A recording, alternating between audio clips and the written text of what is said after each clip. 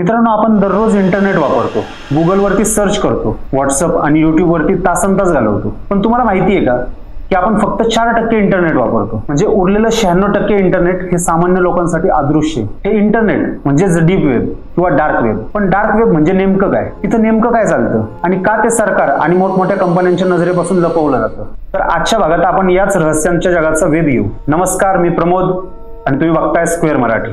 Dark web हा इंटरनेटचा असा भाग आहे जो सामान्य ब्राउझर्समध्ये दिसत नाही. आपण क्रोम, फायरफॉक्स किंवा सफारीमध्ये काहीही सर्च करू शकतो. पण डार्क वेबवरती सर्फ करायचं असेल तर आपल्याला टॉर म्हणजेच द ऑनियन राउटर किंवा I2P सारख्या विशेष ब्राउझरची गरज असते.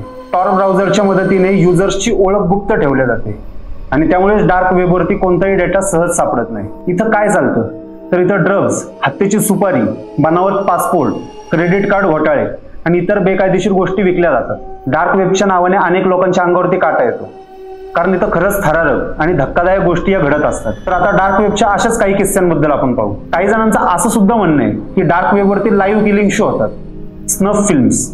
डार्क वेबवरती असे काही सिक्रेट फोरम्स आहेत ज्याला रेड रूम्स असं म्हटलं जातं, जिथं श्रीमंत लोक बळींची हत्या लाईव्ह पाहण्यासाठी पैसे भरतात, जिथं लाईव्ह मर्डर किंवा टॉर्चर्स हे दाखवले जातात. हे बघून अनेक लोकांना मानसिक धक्का बसलेला आहे. सिल्क रोड घोटाळा. एका अमेरिकन हॅकर्सने डार्क वेबवरती सिल्क रोड नावाची एक वेबसाईट सुरू केली, जिथं करोडोंच्या ड्रग्सचं डीलिंग केलं गेलं.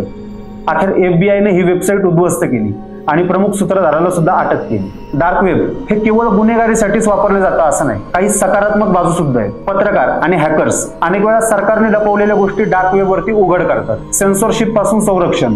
काही देशांमध्ये जिथे इंटरनेटवरती बंदी असते तिथली लोक डार्क वेबच्या माध्यमातून मुक्तपणे माहिती ऍक्सेस करू शकतात. क्रिप्टोकरन्सी आणि ब्लॉकचेन इनोव्हेशन. अनेक ब्लॉकचेन टेक्नॉलॉजीज डार्क वेबवरून विकसित झालेले आहेत. डार्क वेब हे अत्यंत धोकादायक आणि अनिश्चित स्वरूपाचे आहे. जर तुम्ही चुकीच्या वेबसाईटवरती गेलात तर तुमचा डिव्हाइस हा हॅक होऊ शकतो, तुमचा डेटा हा चोरीला जाऊ शकतो आणि तुम्हाला कायदेशीर अडचणीत टाकल्या जाऊ शकतं. त्यामुळे डार्क वेब पासून लांब राहणंच चांगलं. बाकी तुम्हाला ही माहिती कशी वाटली ते आम्हाला नक्की कळवा आणि अशाच नवनवीन व्हिडिओसाठी आमच्या चॅनलला लाईक करा, शेअर करा आणि सबस्क्राईब करायला विसरू नका. धन्यवाद.